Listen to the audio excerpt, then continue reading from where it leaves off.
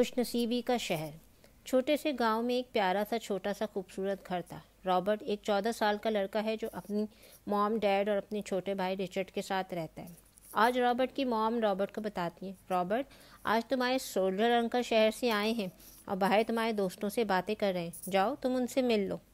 ये सुनते ही रॉबर्ट घर के बाहर भाग जाता है और जहाँ सोल्जर अंकल और उसके सारे दोस्त बैठे होते हैं वहीं करीब में ही एक दरख्त की एक मजबूत टहनी पर रॉबर्ट भी बैठ जाता है। सोल्जर अंकल रॉबर्ट के मामू हैं। उनका असली नाम टॉम है, लेकिन सब बच्चे उनको सोल्जर अंकल कहकर पुकारते हैं।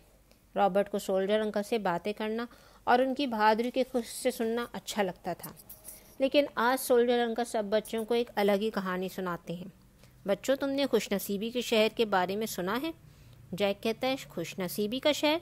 वो कहाँ है अंकल? हाँ, खुशनसीबी का शहर, और वो इसी जंगल के नज़दीक दरिया पार करके आता है। कैरल पूछता है, लेकिन उसको खुशनसीबी का शहर क्यों कहा जाता है?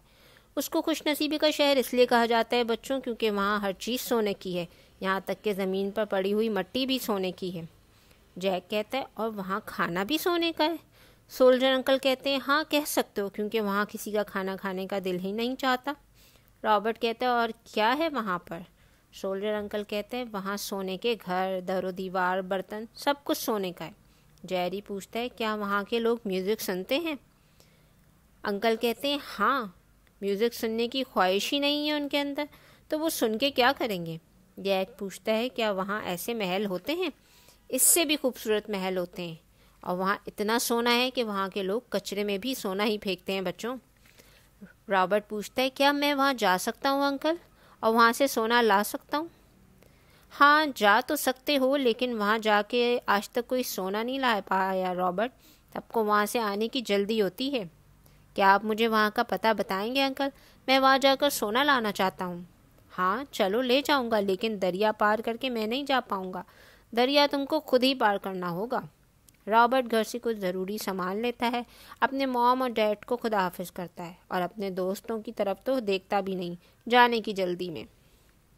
सोल्जर अंकल और रॉबर्ट काफ़ी देर तक चलते हैं और दरिया किनारे पहुंचते ही सोल्जर अंकल रॉबर्ट को कहते हैं, अब यहाँ से दरिया तुमको अकेले ही पार करना होगा, मैं नहीं जा सकता इसके आगे।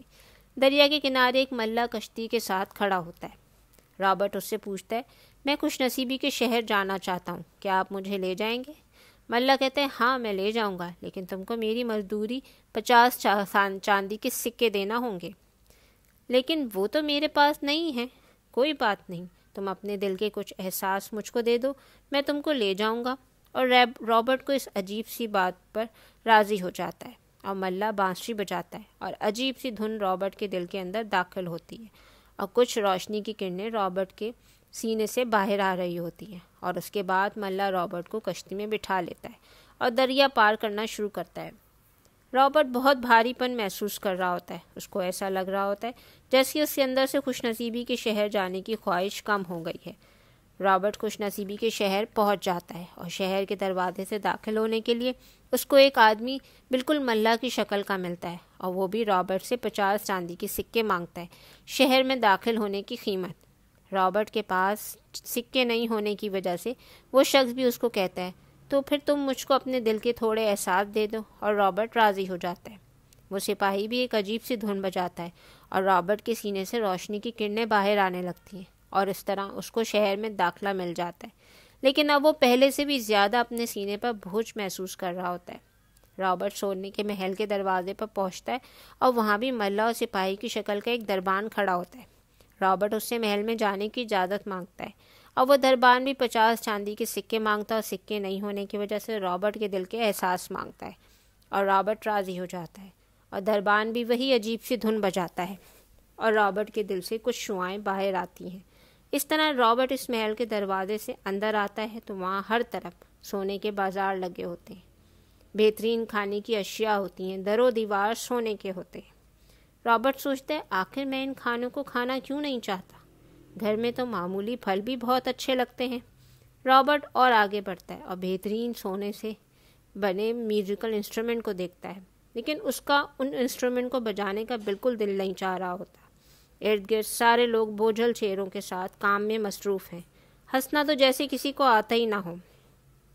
रॉबर्ट के दिल में भी अभी थोड़ी एहसास की किरणें बाकी होती हैं और वही एहसास की किरणें उसे अपने घर वालों की याद दिलाती हैं और उसको ऐसा लगता है कि उसको वहाँ से चले जाना चाहिए।